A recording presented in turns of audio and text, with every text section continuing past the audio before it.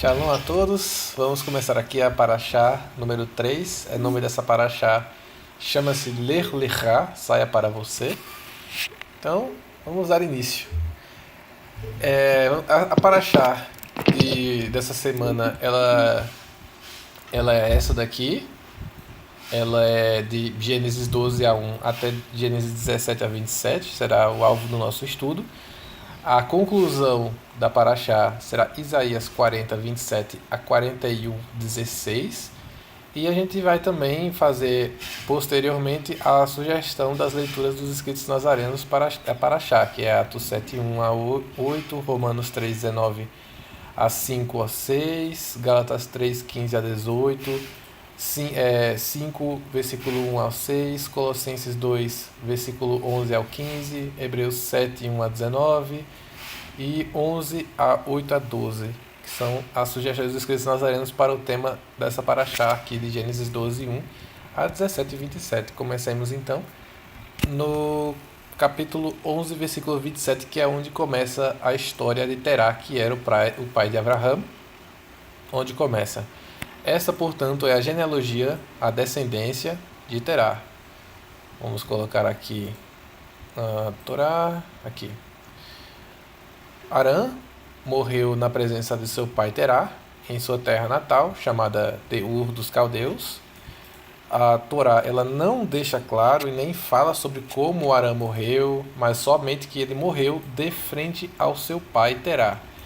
A única escritura que encontramos a forma como ele morreu é no livro de Jazar, mas não será nosso foco aqui. Mas quem quiser saber como que Arã morreu, é um interessante para alguém que quiser ter curiosidade lá, tem, mas que a Torá não aborda nada sobre isso. Somente fala que Arã morreu de frente ao pai. Arã, que era filho, provavelmente o filho primogênito de Terá, segundo a genealogia que nós encontramos. Abraham com certeza não era o filho primogênito, conforme a genealogia que nos foi entregue pela própria Torá. Então, Arã, ele morreu, né, em Ur dos Caldeus. Deixa eu ver se eu encontro aqui algum mapa, um mapa mais claro. Aqui, temos aqui o mapa onde eram os descendentes de Jafé, de Shem, de Ram. Ah, bem-vindo, Luigi. O irmão Luigi chegou aí. Temos aqui a irmã Cristiane e o irmão Jorge Pimenta. Minha net tá picotando. O irmão Jorge está com uns problemas com a internet, mas tudo bem. Vamos dar prosseguimento. Então, deixa eu fechar aqui, ou pelo menos diminuir essa imagem aqui. Deixa eu pegar aqui e diminuir. Bom, deixa eu deixar aqui. Pronto. Aqui já tá bom.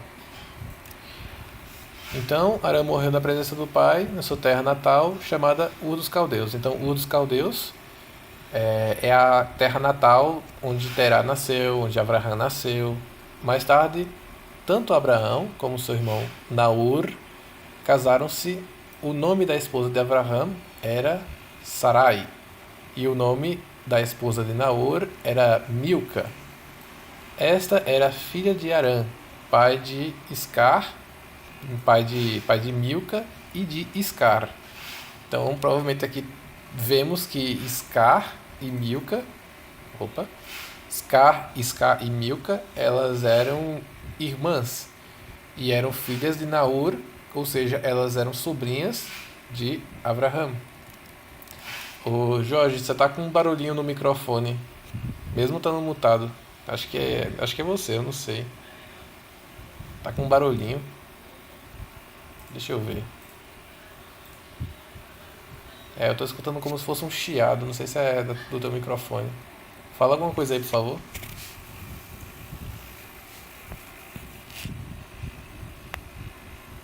Alô, vocês estão me ouvindo?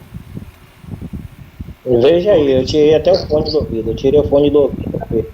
Ah, agora parou, tá certo, agora parou o chiado. Deveria ser um bug, mas tudo bem. Já tá resolvido. Este era filha de Arã, pai de Milca e de Iscar. Entretanto, Sarai era estéril e não tinha filhos. Então, provavelmente aqui, Iscar se referindo aqui, trata-se de Sarai, já que Arã ele tinha duas filhas, Milca e Iscar. Se os filhos foi entregue para o pai Terá, já que Quando um filho morre, as filhas, ou seja, os netos, passam para a tutela do pai. No caso, quem era o pai? No caso, era Terá. E Terá resolveu dar as filhas de Arã para os seus filhos, já que Arã, já que Terá, ele tinha os filhos no caso com Arã, era de outra mãe. E Avraham já era com outra mãe. Então eles eram meio irmãos. No caso, Sara, ela era sobrinha de Avraham, só que sobrinha com uma outra mãe, de Terá com outra mãe, que teve Naor, e Naor teve Sara com outra mãe. Então eles não eram, digamos, irmãos literalmente falando, mas meio irmãos.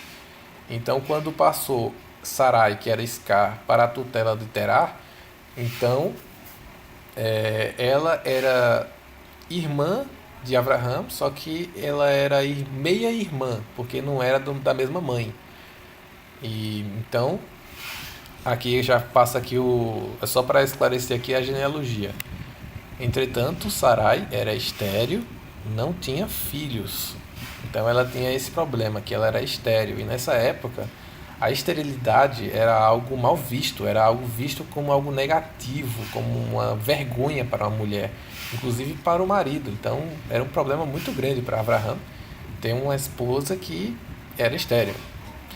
Terá decide sair da cidade de Ur, da Babilônia, para rumar para a terra de Canaã. Então, provavelmente, Terá, ele não era tolo, ele sabia dessa história de Noé, ele era da descendência de Shem. Então, ele já, apesar de ele ser um idólatra, ele conhecia toda a trajetória dos seus ascendentes. Ele conhecia essa história de que um descendente de Shem iria chegar em Canaã, que iria fazer dos cananeus os escravos deles. Então as pessoas já tinham isso em mente, porque todos eram descendentes da mesma de Noé. Todos que estavam vivendo nessa época, todos eram descendentes de Noé, todos conheciam o dilúvio, não havia nenhum ignorante nessa história.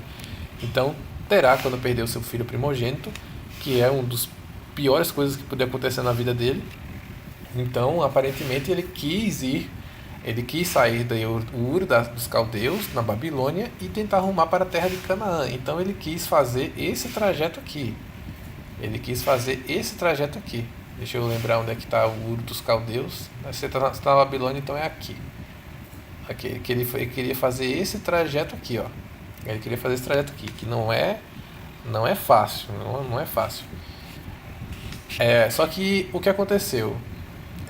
Como esse mapa aqui tá meio não está num mapa real, né? Não está num mapa interessante da gente trazer, mas o caminho que ele iria percorrer era esse. Primeiro ele vinha para cá, deixa eu diminuir a seta. Primeiro ele vinha para cá, para Aram, e de Aram ele ia para Canaã. Só que o que aconteceu? Ele parou aqui nesse meio. Aqui, ó. Ele não deu continuidade. Veja que a Torá deixa claro que ele queria ir para Canaã por algum motivo. E a gente sabe que Canaã era a terra prometida que estava destinada para ele ir para Canaã, porque ele era descendente direto de Shem. Então, e por que ele parou ali no meio? A Torá não deixa claro, mas ele parou no meio de Aram. E junto com ele estava o próprio Avraham. Avraham sempre esteve com Terá, sempre. O irmão Jorge poderia falar alguma coisa, só para o microfone parar um chiado?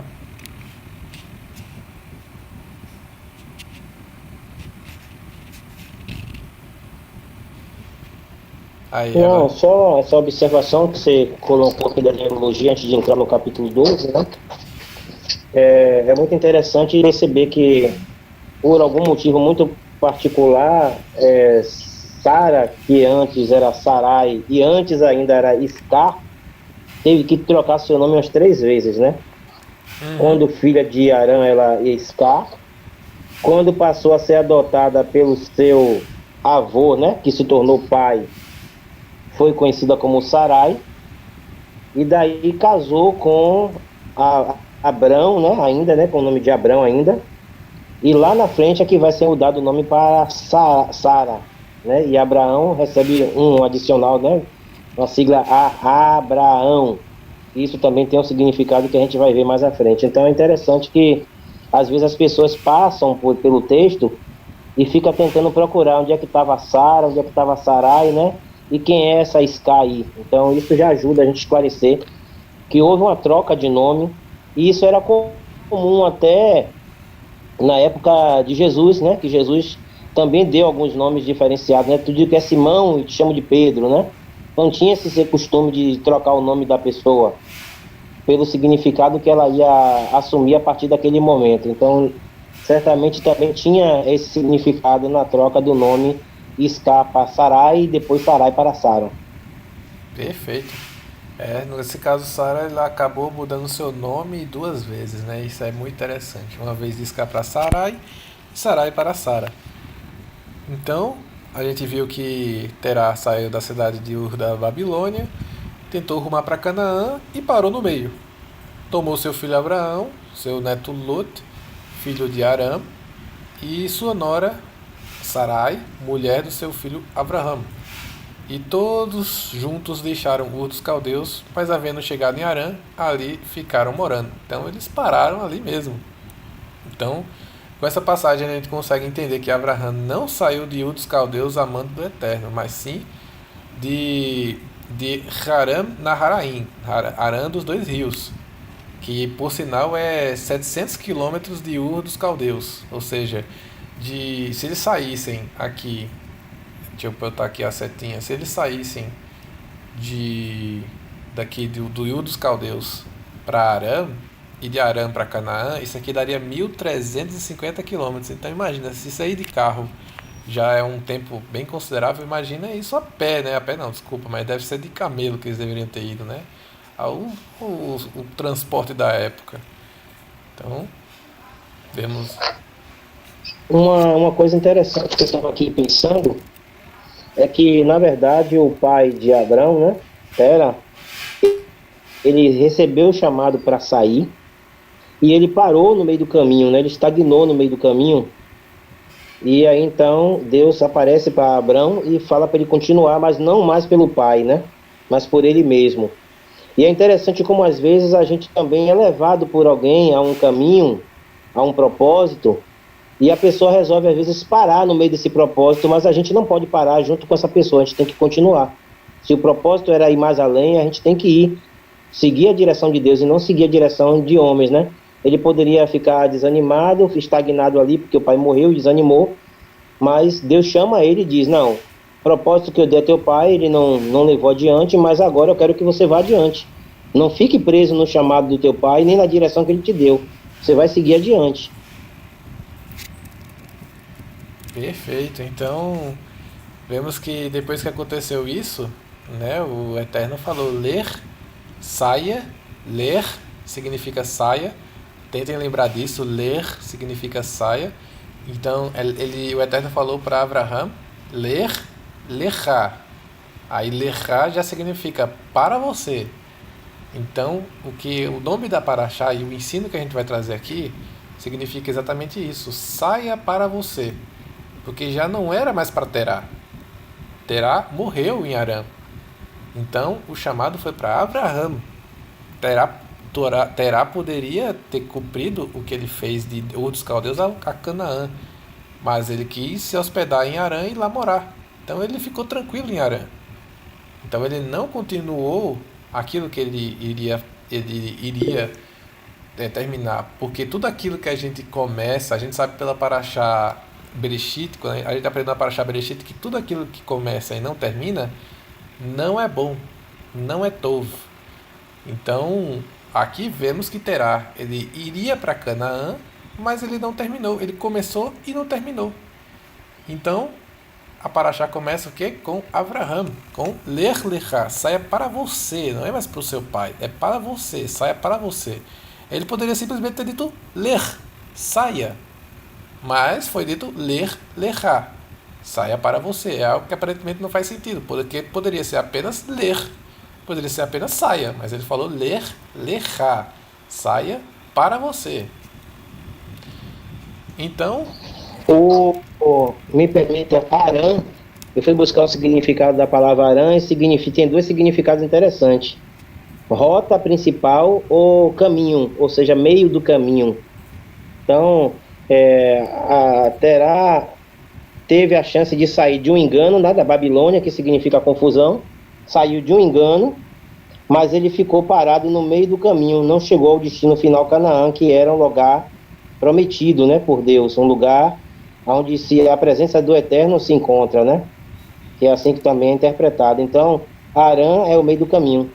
Tem pessoas que saem do engano, mas fica no meio do caminho. Não segue a viagem até o final, né? Desiste da sua fé, da sua jornada com Deus. Achei interessante isso que você falou, Jorge, porque no livro de Jazar ele foi morto na fornalha justamente porque ele ficou no meio do caminho entre Nimrod e Abraham. Ele ficou decidindo, bom, se Abraham for queimado, então eu vou seguir Nimrod. Se Abraham não for queimado, então eu vou seguir fielmente Abraham. E ele foi queimado. No livro de Jazar, não estou falando na Torá. Diga aí, Cris. É interessante essa paraxá que falaram aí agora, né? Como o Jorge falou, né? As pessoas ficam no meio do caminho, então elas ficam meio enganadas, digamos assim, em vez de se libertar totalmente. Tem o que tem lá na frente, né?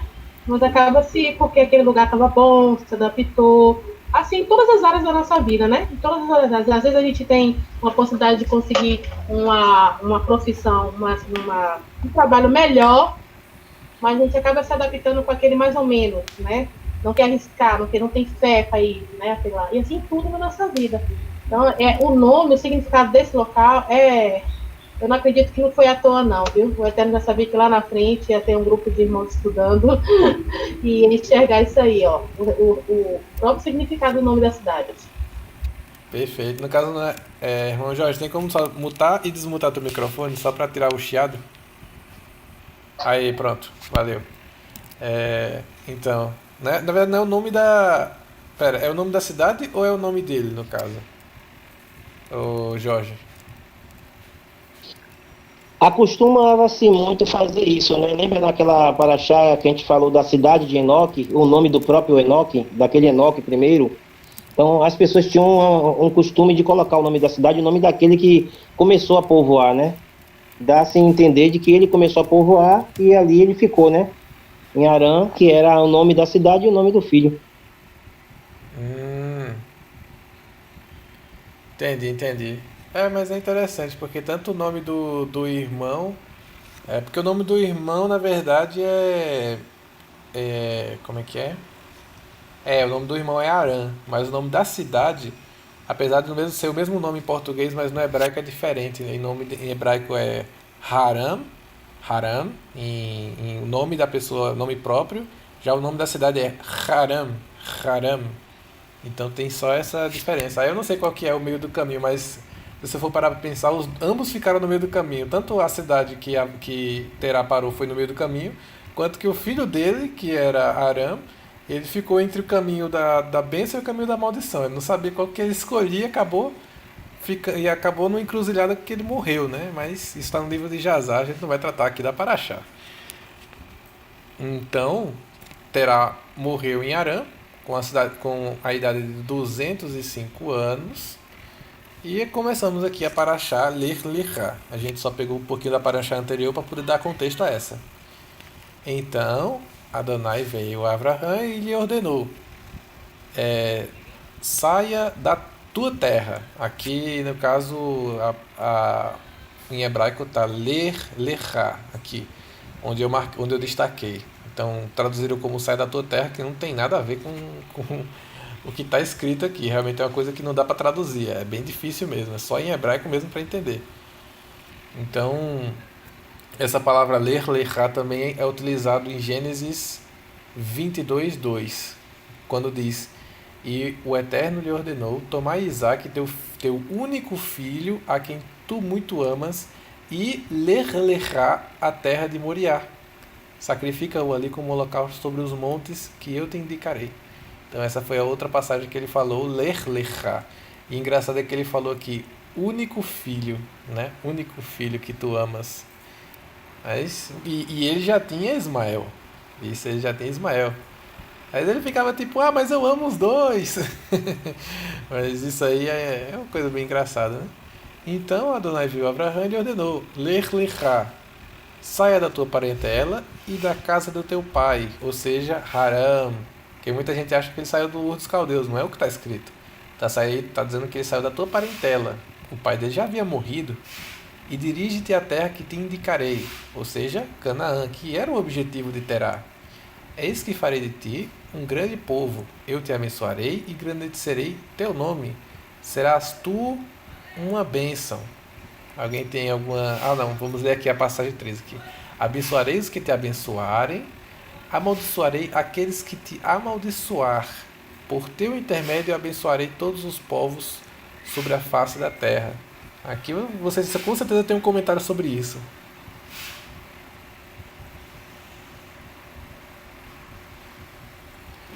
Tem um detalhe aqui.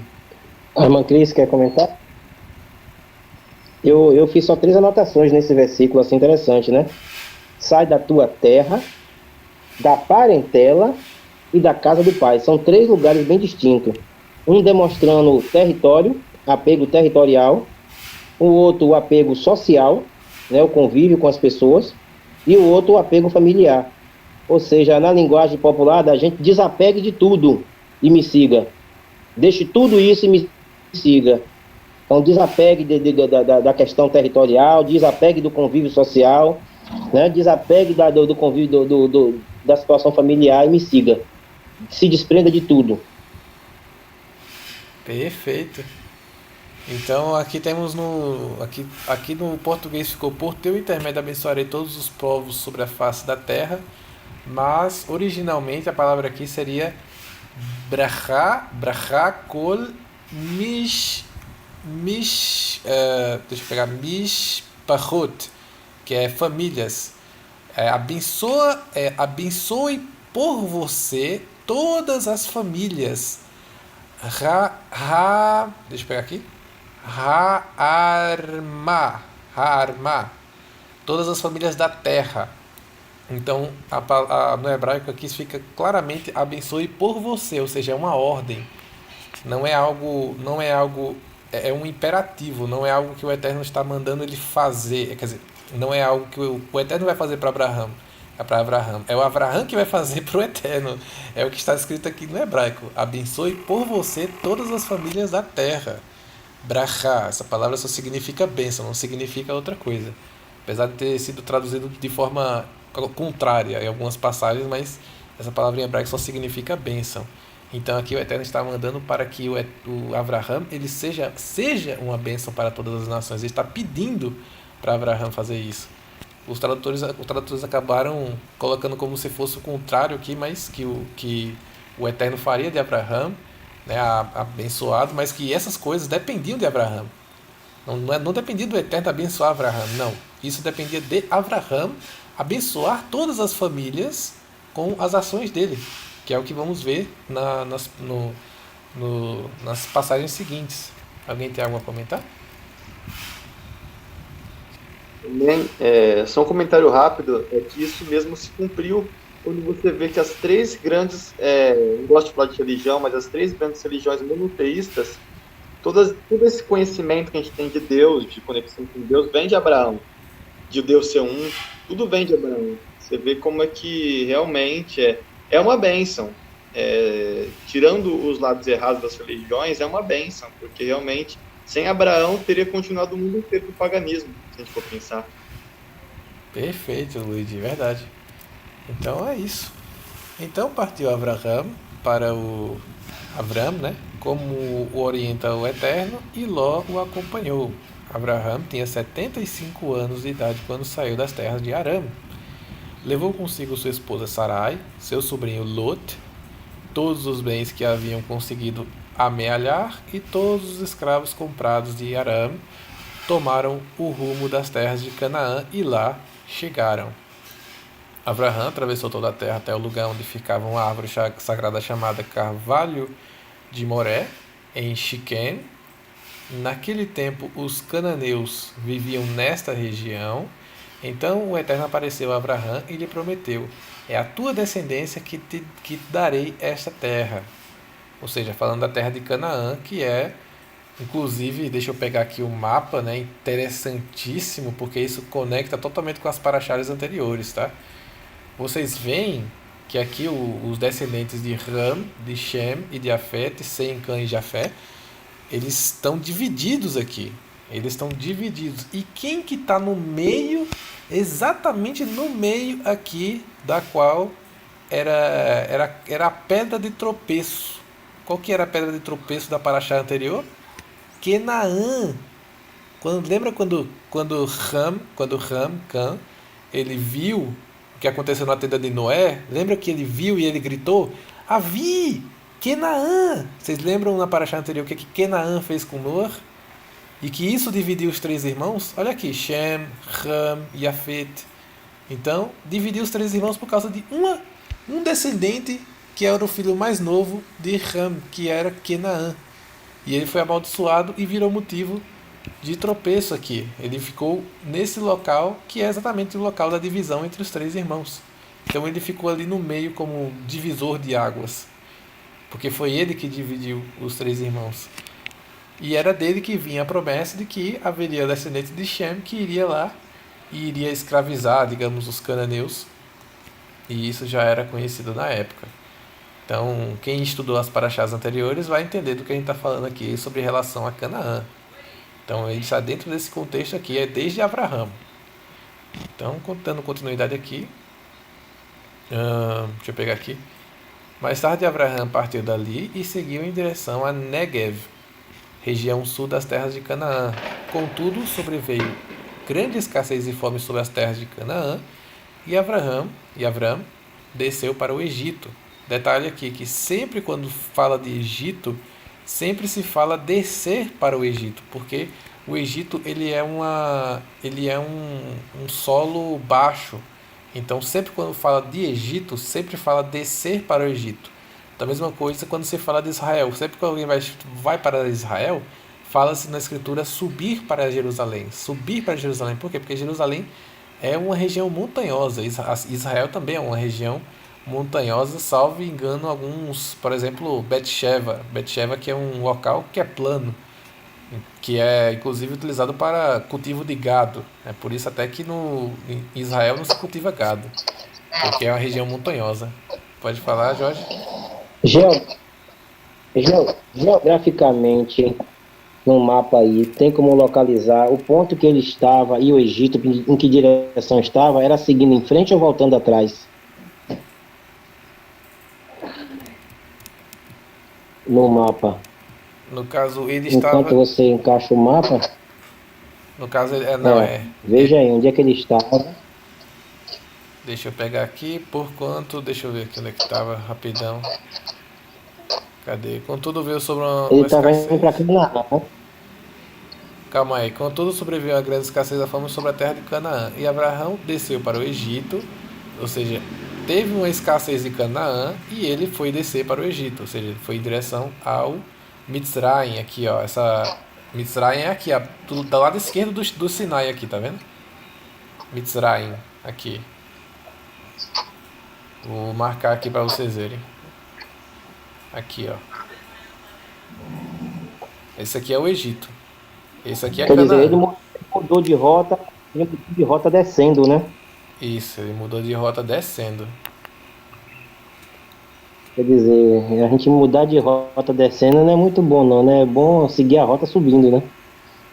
É, mas ele foi por causa de uma grande fome que deu, né? É isso que está escrito. Bom, no momento que vem a dificuldade na vida da gente, e que a gente vai buscar, às vezes, um socorro, e às vezes Deus mesmo está permitindo que a gente passe por uma situação. Não estou questionando aqui porque Abraão fez ou foi, mas é porque às vezes vem um momento difícil e a gente tem o costume de querer sair do lugar, para não ter que passar por aquilo ali, e acaba depois passando por uma coisa muito pior, né? Lá na frente a gente vai ver isso. E uma das coisas no versículo 4 que é importante é que ele tinha 75 anos quando saiu, né? Foi com a esposa, mas aí ele levou Ló. Eu achei interessante, e Ló foi com ele. E a ordem primeiro era sair da terra, do meio dos parentes e da família. Ele acabou tendo apego a Ló e levou Ló. E também se tornou outro problema lá na frente para ele. Então, a gente vai ver nessa estudo dessa paraxá que muitas consequências na vida de Abraão, né, foi por conta da ação dele por conta própria, saindo um pouco da direção e da orientação que o Eterno deu a ele. Ele levou Ló, não era para ter levado, né? Então aceitou certas coisas do caminho, tomou algumas atitudes que foi contrária àquilo que Deus tinha orientado. E por isso ele sofreu consequências. E é exatamente isso que acontece na vida de cada um de nós também. Nós seguimos uma orientação, e aí nós recebemos, na verdade, uma orientação, e seguimos outras ou moldamos ao nosso prazer, né? E acabamos em vários pontos da caminhada dele. Perfeito. Então, vamos dar mais uma olhada aqui. Vamos ver aqui onde é que a gente estava. Então, ele estava descendo ao Egito quando ocorreu a Abraham propor a Sarai, sua esposa: escuta com atenção, tu és uma mulher muito bonita. Portanto, quando os egípcios contemplarem a tua formosura, se alegarão. É a mulher dele, e me matarão, por preservando a tua vida. Então, explicando aqui o contexto histórico, por que eles iriam matar? Por que o Abraham ele estava conjecturando isso na mente? Porque naquela época, mesmo dentro dos povos pagãos, existia uma cultura de que quando você é um homem e tem uma mulher, ninguém pode mexer na sua mulher. Ninguém, nem os povos pagãos faziam isso, porque já conheciam de seus pais, desde seus descendentes, de que isso era errado. Desde Adão e Eva, desde de Noé, Noé ensinava isso. Então todos eles já tinham esse conhecimento de Noé, de que o homem e a mulher devem ser um só e que não deve possuir a mulher de outra pessoa, porque isso aí que seria um adultério. Então eles já tinham esse entendimento. Isso era algo abominável no Egito Antigo, em qualquer local. Nenhum rei poderia pegar a mulher de outra pessoa. Porque, porque essa pessoa, quando tem uma mulher, nessa época, não estou falando que isso é certo, a mulher, quando ela tem um marido, esse marido vira seu Baal. Baal significa marido, dono, aquele que possessa, o dono dessa mulher. Então, essa era a forma como era feito naquela época. Então, se uma pessoa quisesse uma mulher e essa mulher tivesse dono, então ele só poderia possuir aquela mulher depois que seu marido morresse. Então, o que os reis faziam? Eu quero essa mulher, eu vou ter que matar o marido dele. Então ele mandava matar a pessoa e ficava com a mulher dele. Porque se ele pegasse a mulher dele enquanto o Baal dela tivesse em vida, aí seria algo abominável, ele poderia até perder o reino por causa disso. Então nem o faraó, que era o homem mais rico daquela região, podia fazer isso com Abraão. Então o que Abraão ele pensou? Bom, se eu for para o Egito com Sara sendo a mulher mais bonita do mundo, dá-se a dizer assim, pelo menos do Egito não existia nenhuma mulher como Sara era muito linda. Então, o que eles falariam? Bom, encontramos aqui uma mulher que não se encontra em lugar nenhum e um estrangeiro. Bom, vamos matar, obviamente vamos ter que matar o estrangeiro para mostrar essa mulher pro faraó. Era isso que eles iriam fazer, evidentemente. Abraão pensou certo aqui. Mas aí tem uma questão. Era para eles pararem no Egito? Bom, aí fica a pergunta, por que ele parou no Egito? Não tinha nenhuma orientação do Eterno falando, pare no Egito porque vai ter uma fome em Canaã. Não, ele parou porque ele quis. Ele foi lá porque ele quis. Então ele tramou uma estratégia aqui. Bom, se eles vão querer me matar para poder ficar com minha mulher, como ele está dizendo aqui, os egípcios contemplarão a tua formosura e alegarão, é a mulher dele, e me matarão, preservando a vida de Sará. Ou seja, eles iriam preservar a vida de Sará. Por quê? Porque eles não queriam Abraão, eles queriam Sará. Eles queriam a formosura de Sará. Sendo assim, suplico-te, falando para Sará, né? Abraão falando para Sará, dize que és minha irmã, para que me tratem bem por consideração a ti, e por tua causa conservem também a minha vida. Ou seja, ele já estava planejando, pedindo para que Sará mentisse. Então ele já estava suplicando para que ela mentisse os povos egípcios. Alguém tem alguma coisa a dizer aqui?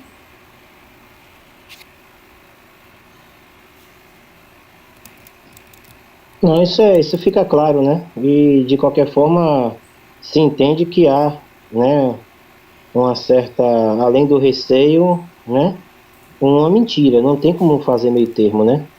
Uma mentira ou um ajuste, né, uma tentativa, né, de ajustar. Ele podia dizer que era irmã, mas não era irmã, né? Por causa daquela questão de ter sido adotada pelo próprio pai, né? Ela era sobrinha e agora se tornou esposa. Então ele tirou aquela ideia de irmã e era uma mentira. Querendo ou não, era mentira. É uma mentira, é uma das falhas que a gente já nota na vida de Abraão, né? De Abraão aí, nesse ponto. Apesar de ele ter feito um altar ao Senhor, né? No versículo, acho que é no versículo, sei lá, 7, né? Ele faz ali, né? Ele recebe a promessa no versículo 7, 8, ele faz um altar, ele chega perto de uma árvore sagrada, né? Ali, e ele recebe aquela promessa, mas mesmo fazendo aquela oferta a Deus, ele estava ligado com Deus, mas ao mesmo tempo ainda estava apegado a alguma malícia humana mesmo, né?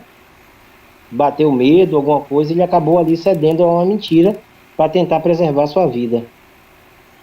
Perfeito. Então, vemos aí, né, que ele já estava planejando mentir para o faraó e queria que a vida dele fosse conservada. E o que ele buscava era, evidentemente, a alimentação, né? Porque se ele migrou de Canaã porque estava com uma fome lá, né? Então, evidentemente, ele foi para o Mitzrayim. Por quê? Porque o Mitzrayim, o Egito, ele é um local, um polo que descia o rio Nilo e era um local de muita abundância. Não é só quando José morava lá que lá tinha abundância. Porque José, quando foi para o Egito, ele fez uma reserva de alimentos incríveis que durou 7 anos. Então, o Egito sempre foi um polo de um local de muita alimentação, de suprimento, de mantimento, de quando havia fome, as pessoas tinham que ir para o Egito porque era lá onde tinha os mantimentos. Agora imagine o medo que dava a José contar, né? Lá na frente a gente vai ver outras paraxás, o medo que dava a José chegar ali na cara do faraó, simplesmente assim, naquela região, o homem considerado o mais poderoso do mundo, e ele dizer, olha, o Egito vai passar fome, a terra mais fértil vai ficar ruim. Então era uma coragem muito grande. E já havia esse traço, né, daquela região, de vez em quando, Canaã, passar por essa escassez, que não é a primeira vez. A primeira vez que a Bíblia mostra é isso aqui. Houve essa fome, Abraão desceu, e lá na frente a gente vai ver José também falando dessa escassez também, quando o povo desceu, né, para ir ao Egito buscar socorro. Mas eu pensei aqui agora nisso, né, no desafio que José teve de interpretar o sonho sem medo de dizer, aqui é um lugar muito fértil, muito próspero, mas aqui vai secar tudo e vai ter uma grande fome. Então realmente era preciso ter muita coragem para contar, não era tão fácil contar uma coisa dessa não. Verdade, viu? Cenas das próximas paraxás, pessoal. Então, vemos aqui que realmente Abraão estava convencendo a Sara a mentir para os egípcios para que a vida dele fosse conservada. Ele estava querendo, essa era a finalidade dele. Não era que Sara morresse, não. Ele estava preocupado com a vida dele. Ele estava preocupado com ele ali nessa questão. Então, de fato, quando Abraão chegou ao Egito, os egípcios viram que Sarai era uma mulher muito bela. Então, eles realmente ficaram ali muito estarrecidos com a beleza de Sara. Não era uma beleza que se encontrava em qualquer lugar. Então viram os oficiais da corte de Faraó, ou seja, até os da corte, os oficiais da corte do Faraó viram ela e a elogiaram sobremaneira diante do seu monarca. Ou seja, eles viram Sara e foram lá contar para o Faraó. Faraó, você viu a mulher que chegou agora? Aí eles fizeram o quê? Eles disseram, então traz essa mulher aí. Então Sarai foi levada para o palácio do Faraó. E olha só o que aconteceu. Ele tentou fazer de uma maneira ali que não transparecesse ali que ela era a esposa dele, porque senão ele ia morrer. Por causa dela, tratou muito bem Abrão. Por quê? Porque Abrão... Por que ele tratou bem Abrão? Porque se Abrão falou que ele não tem pai e ele é o irmão dela, então naturalmente quem vai receber o dote vai ser Abrão. Por quê? Porque quando você tem uma filha, isso veio também de Nimrod. Quando as pessoas, isso inclusive existia até pouco tempo, né? Todo mundo sabe disso. Quando quando um homem, quando um homem se casa com uma mulher, ele tem que pagar o dote pro pai, porque o pai, ele tratou, ele cuidou da filha, ele deu todo o sustento da filha, ele deu mantimento, ele cuidou, ele educou, então ele tem que receber o dinheiro daquele dote. Quem lê a história, quando vocês virem a paraxá de, de Jacó, não é isso? Vocês vão ver, vocês vão entender isso aí. Pode dizer, irmão Jorge. Eu não recebi meu dote ainda de Ícaro, viu? Ícaro tá aí na sala, né? Falta o dote, hein, Ícaro? Amém. Mas é isso aí. Então tratou muito bem Abraão. Por quê? Porque Abraão iria receber o dote. Então quando você vai dar o dote para alguém, você vai tentar se aproximar ao máximo dessa pessoa para que essa pessoa não cobre muito dote, porque quem vai cobrar vai ser ele. Então, ele tratou bem Abraão, que era quem ia receber o dote, já que ele mentiu que Abrão era o irmão de Iscar, Sarai, então ele iria receber o dote. Só que quem que era o irmão de Abraão de verdade? O irmão de Sará. Quem que tinha que receber o dote? Era Lot. Lot é quem merecia o dote de Sarai. Então, ele era o merecedor do dote, e não Abraão. Então, começou aí. Abraão mentiu, recebeu o dote que não era dele, não era direito dele, não era do direito dele receber esse dote. Aqui, ó, quando diz que recebeu ovelhas, bois, jumentos e jumentas, servos e servas e vários camelos, ou seja, ele ficou podre de rico aqui, ele ficou podre de rico. A pessoa que tem tudo isso aqui era sinal de riquezas, muitas riquezas. Aqui quando ele diz, ó, recebeu, a palavra aqui em hebraico é haitiv, haitiv, essa palavra tiv tem a ver com dote. Então, é uma coisa aqui muito interessante, que esse presente, entre aspas, que não é presente, no caso referente ao dote que Abraão recebeu. Então, é uma passagem muito interessante que demonstra a ilegalidade que ele recebeu esses bens. Porque primeiro que ele mentiu, se ele não tivesse mentido, o faraó ele não estaria possuindo Sarai, porque aí ele saberia que ela tinha um Baal. Então ele não ia possuí-la, porque ela tinha um Baal. O Baal dela era Abraão. Só que ele pediu para Sarai mentir de que ele na verdade era o irmão dela. Só que não era.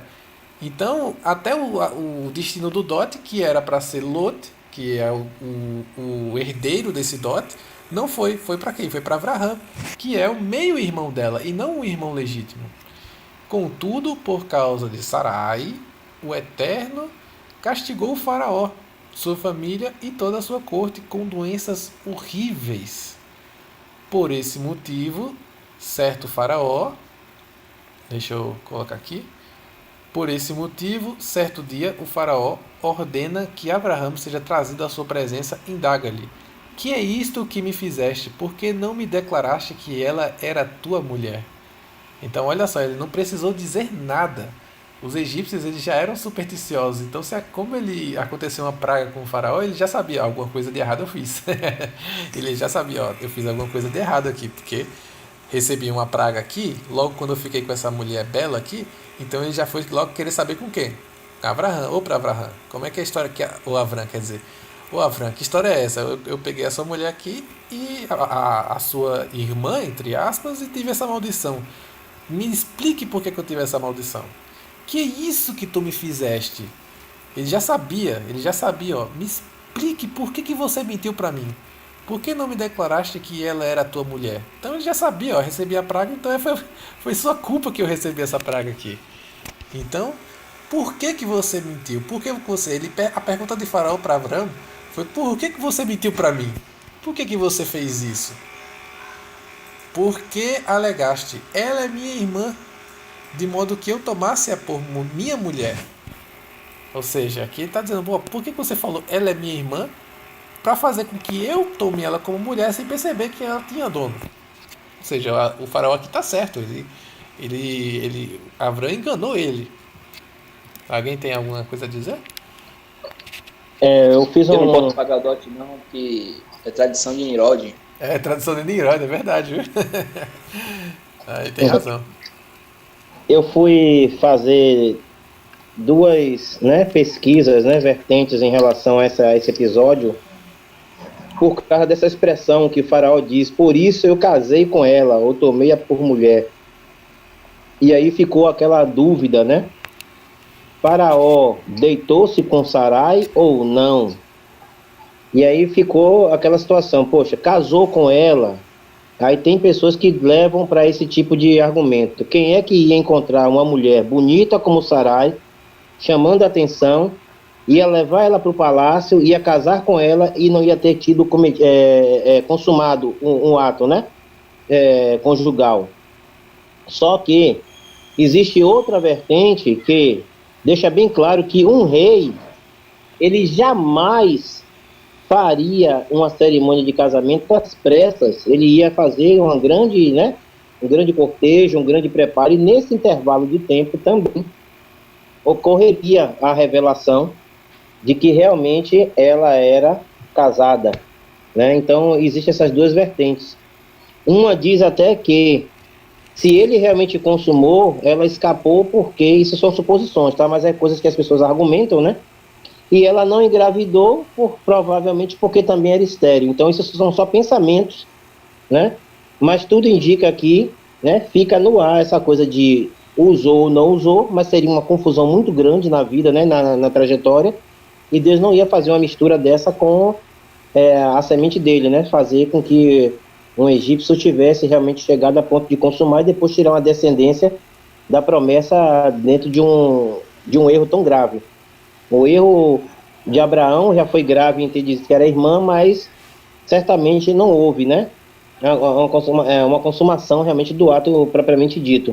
Ela estava sendo preparada e nesse intervalo provavelmente isso foi esclarecido. O livro de Flávio Josefo, né, História dos Hebreus, fala sobre esse fato também. Acho que no capítulo 8, quem tiver o livro, tiver acesso, nem que seja, né, por internet, é interessante ver isso. Então, agora, já outro fato, que é lá na frente também, no capítulo 20, vai ter outra situação semelhante, e que aí Deus já não deixa nem chegar a esse ponto, né, de possuir, de fazer, né, uma nomeação, né, ao reino, de que ela seria mulher, né, e seria mais uma mulher de Faraó. Acho que não chegou nem isso, porque aquele rei foi avisado em sonho por Deus para que não fizesse nada e não tocasse em Sara. Isso é muito sério. Mas existem esses dois pensamentos que eu fui pesquisar, essas duas vertentes, de que realmente uma acha que houve o ato e ela não engravidou porque ela era estéril ainda, né, não tinha acontecido o milagre, né, ali a promessa que era realmente espiritual, né, que foi Deus que abriu a madre para que Sara desse filho, e a outra que realmente, no intervalo desses preparativos, chegou a notícia de que ela era casada e por isso ele foi chamado. É só esse adendo aí, essa questão, essa reflexão dessas duas vertentes que tem sobre esse ponto. Perfeito. Então existem suposições de que Sara ela tinha coabitado, deitado com o faraó. Existem essas suposições, mas que de fato, se aconteceu ou não, a Torá não deixa claro, e também não é o foco não é o foco do que a Torá quer trazer aqui.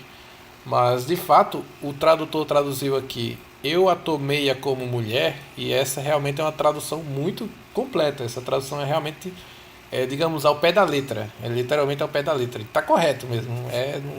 Não tem nada errado. Se aconteceu ou não o ato aqui, não é o que a Torá deixa claro. Até porque a gente viu na Parashá Noach que existem 3 formas de atos, de relacionamentos, de deitar-se, né, nas escrituras, que é a lícita, que é a transgressão, e a abominável. A lícita é a Yadá, a transgressão é Bo, que é quando Avraham deitou-se com Agar, e a Tegale Ervat, que é a abominável, que não é interessante nem a gente falar aqui porque são coisas abomináveis, animais, coisas que vocês sabem do que eu estou falando.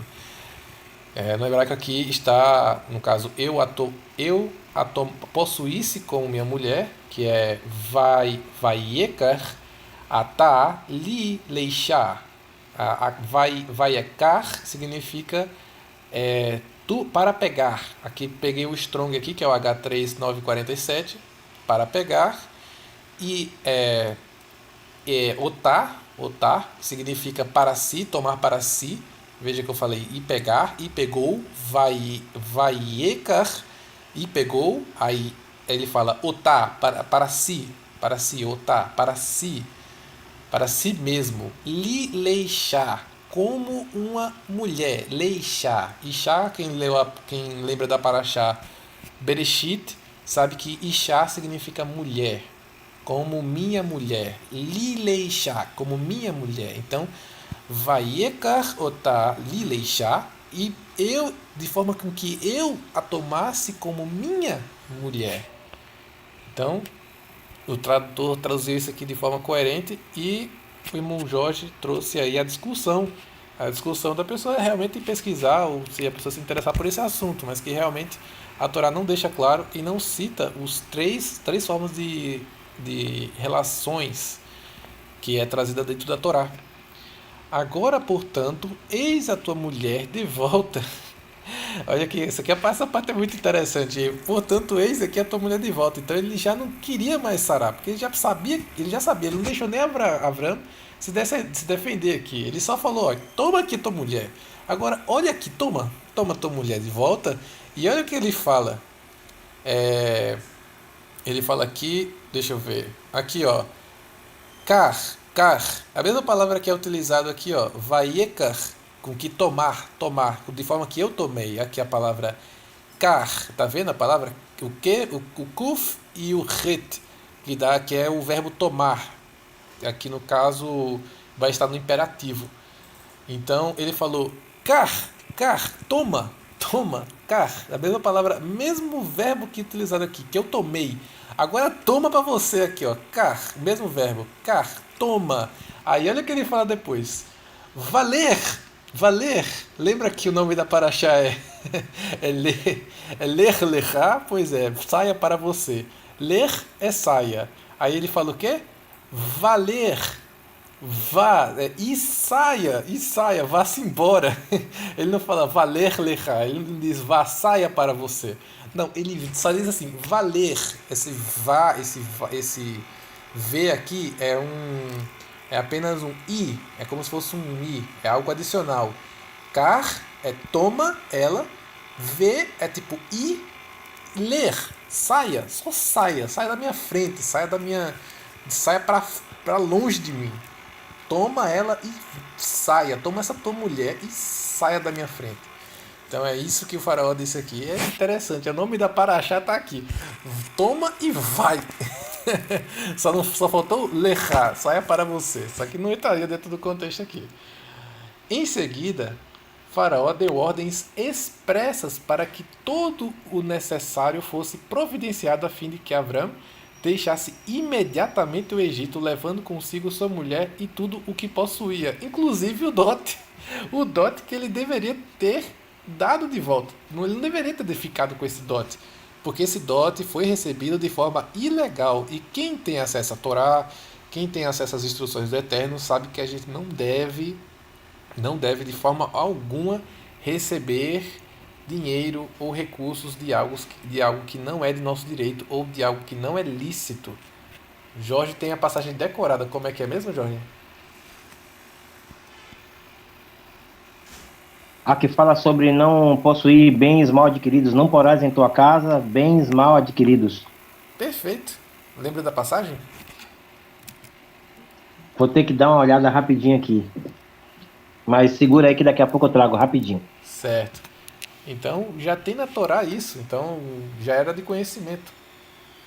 Então, de fato, isso aqui que ele fez foi uma transgressão. A primeira é que ele mentiu. E a segunda foi que ele obteve para si bens mal adquiridos. Que isso é uma transgressão. Então ele deveria ter devolvido Inclusive a Torá orienta para que nós devolvêssemos tudo que a gente adquire de forma ilegal, a gente tem que devolver. Em outras passagens, algumas pessoas nos escritos nazarenos até interpretavam que a gente tem que devolver 4 vezes mais. Então, se a gente roubar uma ovelha, a gente deve devolver 5 ovelhas. E se a gente roubar um boi... Abacuque 2:9. Abacuque 2:9? Abacuque 2:9. Aqui. Não, aqui tá Hebreus. Abacuque 2:9. Aqui, Abacuque 2:9. Ai daquele que adquire para sua casa lucros criminosos para pôr o seu ninho no alto, a fim de se livrar das garras do mal. Foi exatamente aquilo que Abraão fez aqui, dentro da Torá. Isso aqui foi uma transgressão. Então tem que prestar atenção no que a Torá diz sobre os escritos. Então não é só passar pano, porque Abraão ele não pecou, não. Abraão pecou demais, ele fez coisas horríveis, não foi tão horríveis quanto o Davi. Né? Davi, se você ler a história dele, você vai ver que ele fez coisas ali que nem são feitas nem no Antigo Egito. Coisas que abomináveis, literalmente abomináveis. Não chegou a ser esse ponto aqui não, mas pode dizer, Jorge. Eu até pontuei isso quando estava estudando nessa paraxá, que os 2 reis, né, que se envolveram com Sara, né, nesse episódio com Abraão, eles tiveram temor, mesmo sendo pagãos, né, sendo idólatras, eles tiveram o receio de continuar, né, pediu perdão, tentou se livrar do problema. E Davi, sendo, né, da própria terra, teve coragem de não só possuir a mulher, como matar o próprio companheiro, o próprio irmão da terra, né, um irmão da própria nação, né, mandou matar Urias para poder possuir a mulher dele. Nem era estrangeiro, nem nada, da própria terra, né. Isso é muito sério, é muito grave, né, que 2 reis pagãos tiveram mais temor, né, do que Davi naquela atitude. É verdade, isso aí é perceptível. Aí você diz, mas por que Davi não teve tanto prejuízo assim? É porque na hora que foi falar, ele se arrependeu. E é isso que trata, já é arrependimento. O que o Eterno quer é isso, é arrependimento. Ele não quer outra coisa além disso. Arrependimento. Então é isso.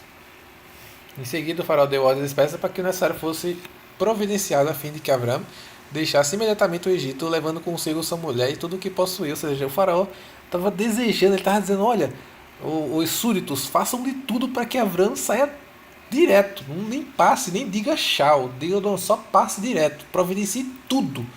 Só eu não quero essa maldição comigo.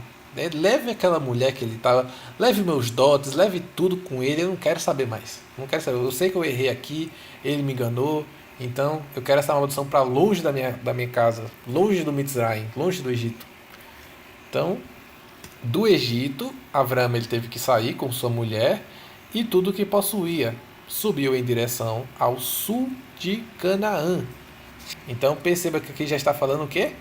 Já está falando subiu, ou seja, ele já estava subindo. Deixa eu desenhar aqui. Aqui ele estava subindo de Mitzrayim para o sul de Canaã. Provavelmente mais ou menos aqui. Ele passou por cima ali do Sinai e foi em direção ao sul de Canaã. Então vamos dar continuidade aqui. Deixa eu minimizar. Ok. E Ló, seu sobrinho, foi com ele. Ó, já temos um problema aqui. Pera, então, se ele não devolveu os bens para Faraó, que era do direito de Faraó, mas o Faraó é rico, não tem problema, ele perdeu um pouquinho de riqueza. Não, as escrituras deixam claro que se for um rico, não interessa se é um rico, se for um pobre, se você rouba um rico, continua sendo roubo. Não, a acepção de pessoa tanto é para rico quanto para pobre. A Torá não faz distinção do seu cargo social. Isso aí não faz diferença nenhuma. Então, é que nem querer usar aquele ditado popular, né? Ladrão que rouba ladrão tem 100 anos de perdão, né? Continua sendo ladrão. Continua sendo ladrão, exatamente. Então é isso. E Ló, seu sobrinho, foi com ele. Então você já está tendo um problema aí. Você vê Lot, que era para ter os bens dele, e está com Abraão. Abraão é dono disso aí, ele recebeu. Só que quem era para receber era Lot, que era de que era direito dote. Então já tá tendo acontecendo uma confusão aí.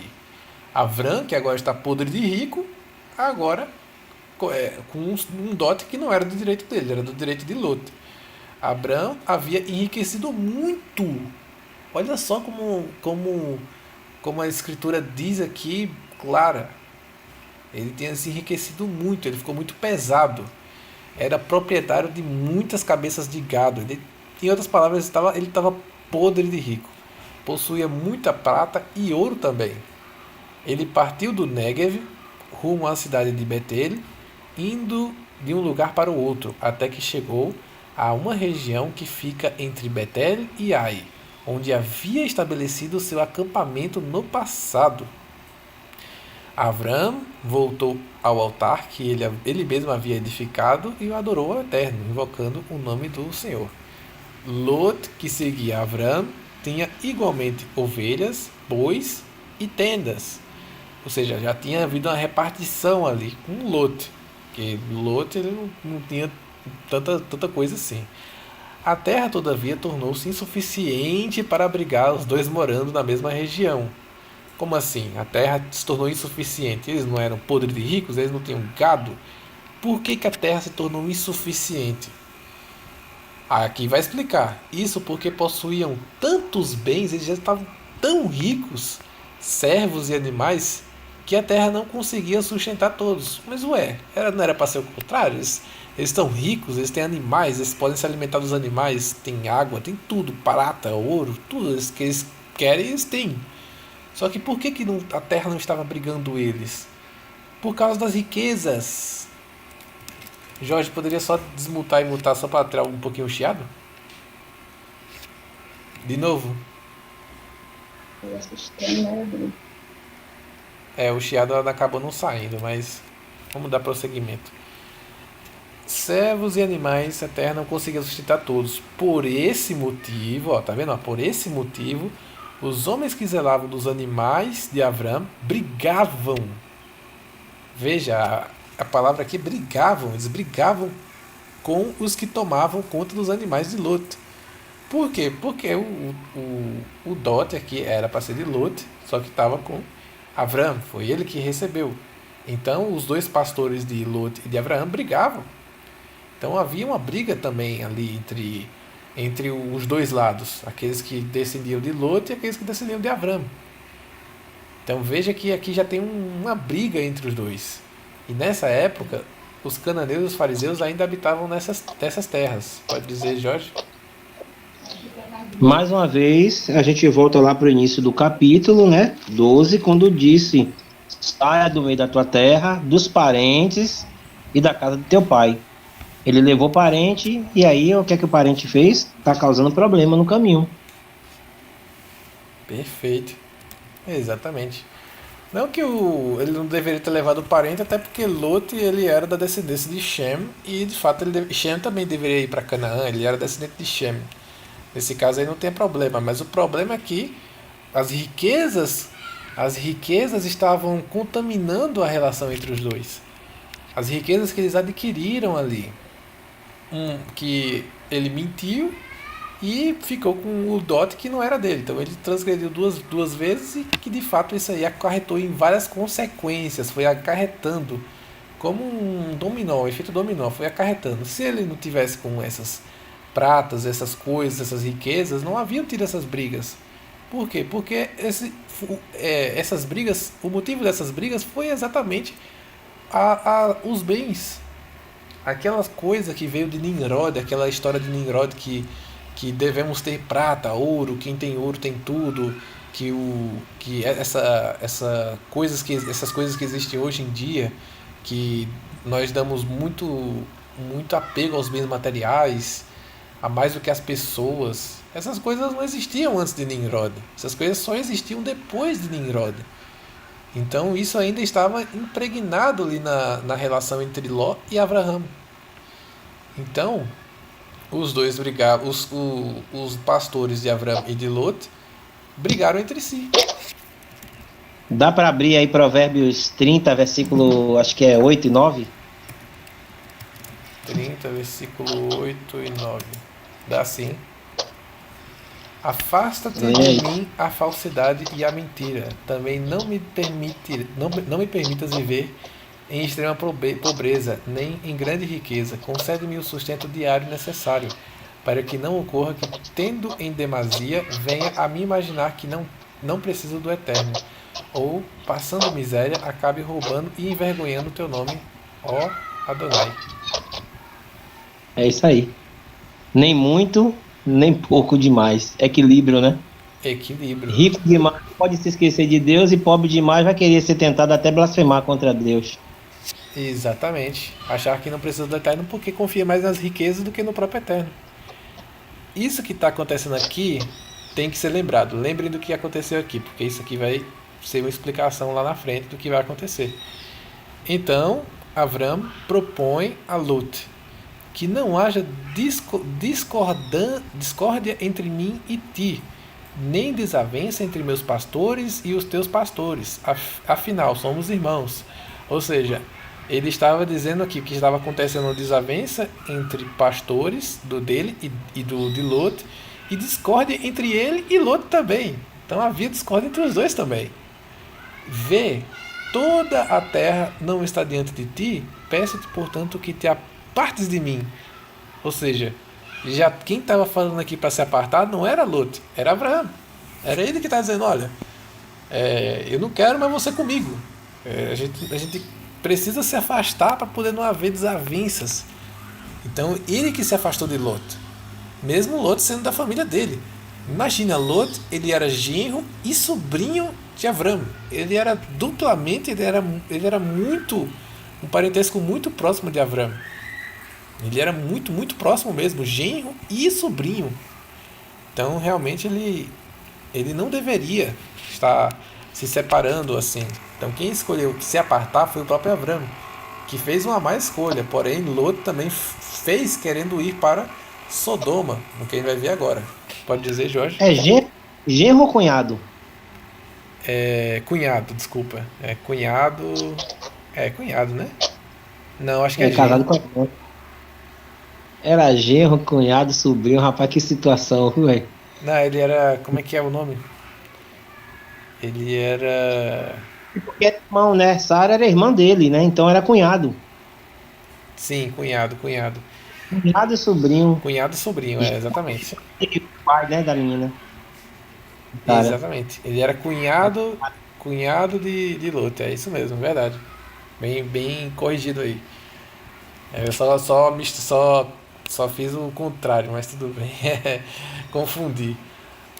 Então, vemos que Avram vai fazer uma péssima escolha, mas Lot também vai fazer uma escolha ruim nesse caso. Veja que não tem nenhum santo aqui na história. Vê toda a terra diante de mim. Peço que, portanto, aparte-te de mim. Se tomares a esquerda, irei para a direita. Se tomares a direita, irei para a esquerda. Então ele estava dizendo aqui, ó, Lot, se você quiser ir para um lado, eu vou para o outro. Escolha. Eu só sei que eu vou para o contrário de onde você for. Eu quero mais distância possível de você.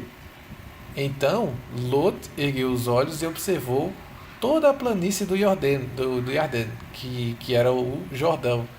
Para quem não sabe, esse aqui é o Jordão. Deixa eu mostrar aqui a imagem do Jordão. Aqui.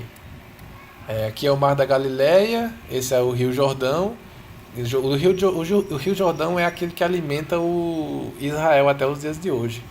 Que acontece o seguinte, tem uma montanha lá no Israel, que é montanha, que é aqui mais para cima. Deixa eu pegar um negócio aqui para desenhar. Tem uma montanha aqui, ó.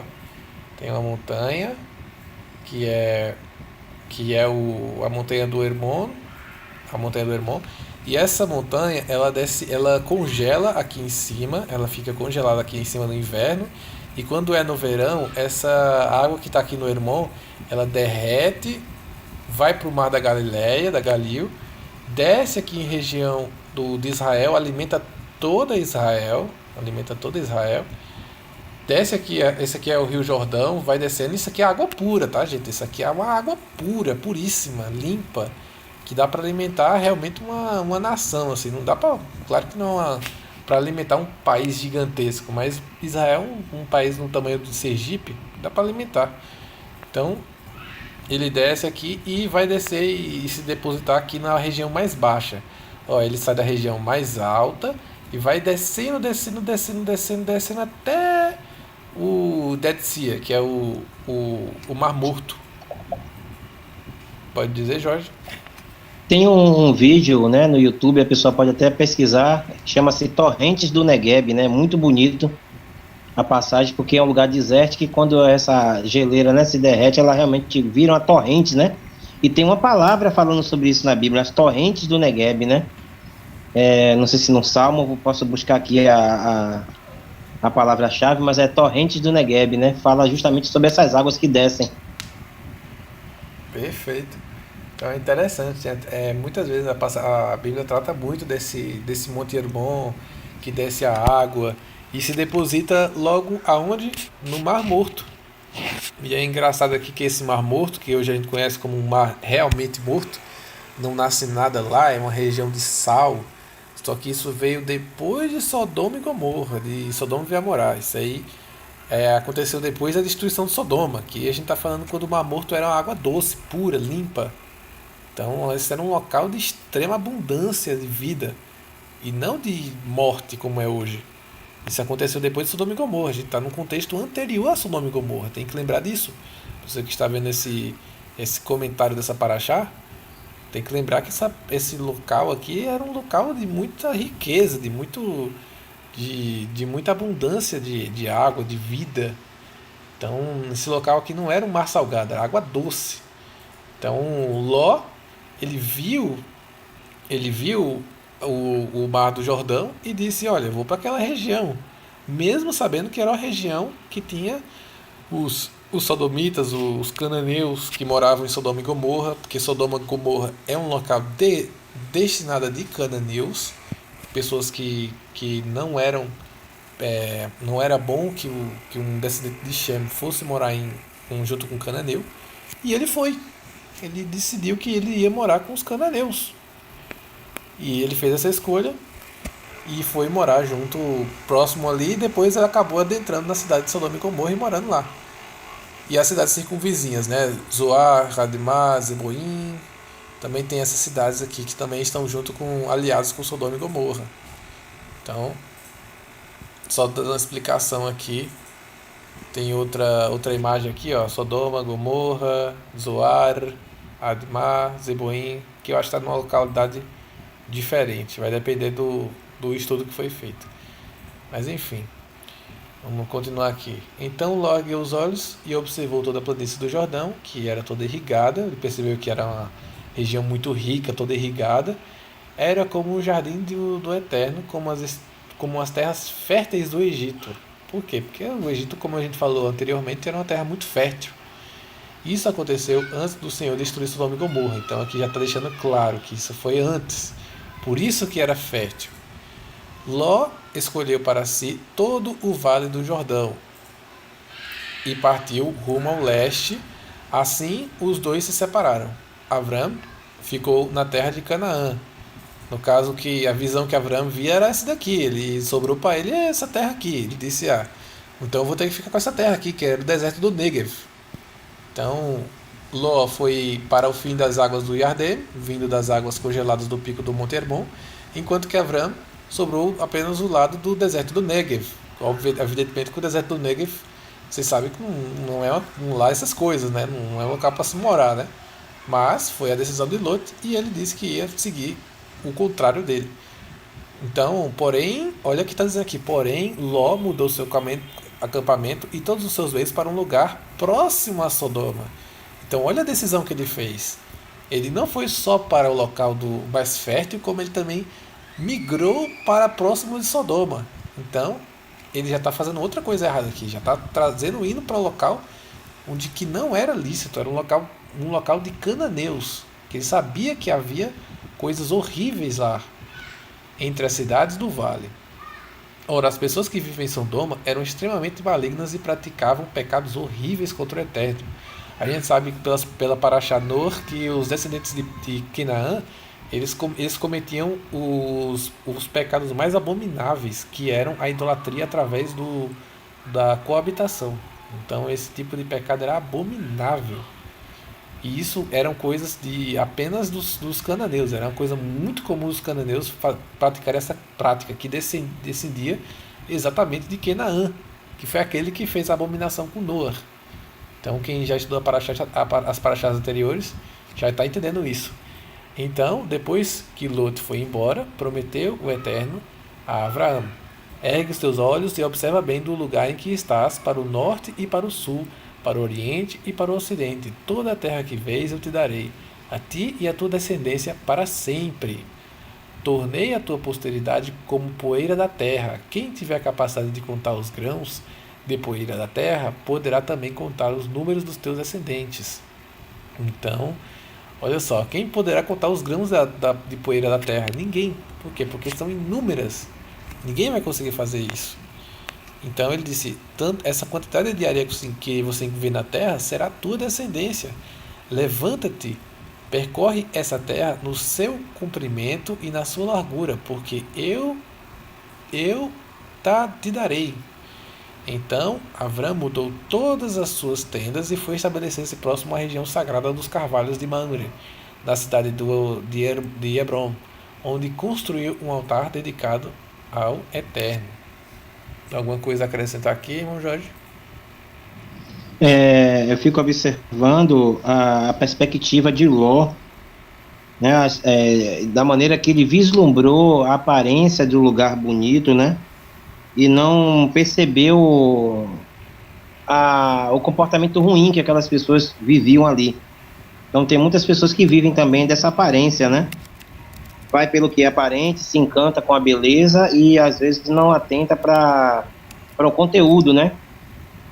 De onde está se envolvendo. E aqui fala que Ló, ele não foi direto para Sodoma e Gomorra, ele foi chegando aos pouquinhos. É bem assim, quando a pessoa vai saindo da direção de Deus, ela não mergulha logo no erro. Ela vai pelas beiradas, né, chegando cada vez mais perto do mal e mais distante de Deus e do propósito de Deus, ficando longe de quem realmente serve a Deus e que tem alguma coisa a oferecer, né, como uma bênção que Abraão tinha sobre ele. Então quem estava perto de Abraão tinha a bênção de Deus. E ele foi se distanciando até que chegou, né, no local realmente onde havia a degradação no seu nível mais alto. Perfeito. Interessantíssimo esse ponto. Então realmente as pessoas elas vão se distanciando, ela não vai de uma hora para outra para um local ruim. Não, ela vai se distanciando, vai dizendo: olha, mas eu já fiz isso aqui de errado, que tem problema de eu fazer algo um pouquinho mais errado? E vai acrescentando como uma ferida que você não sente mais, né? Um remédio que você não sente mais, você bota, já não está mais machucando tanto. Então você vai paulatinamente, né? Meate, pouco a pouco. A gente tem que... E um versículo que diz que um abismo chama outro, né? Um abismo chama outro, é verdade. Interessante essa passagem aí. Então vamos parar aqui para fazer a segunda parte. Amém? Amém.